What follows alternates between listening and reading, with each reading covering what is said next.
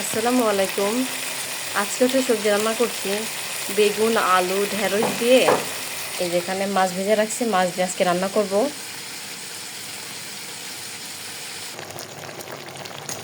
তরকারিটা সুন্দর করে নেড়ে চেড়ে নিব।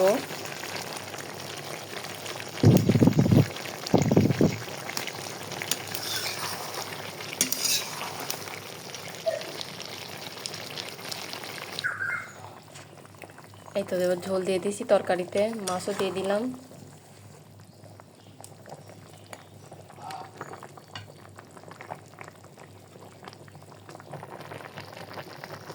এর ধনে পাতা দিয়ে দিলাম তরকারিতে।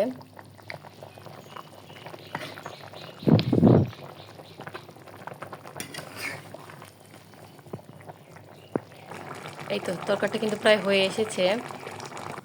এই তো আমার সবজি দিয়ে মাছ রান্না করা এখন শেষ।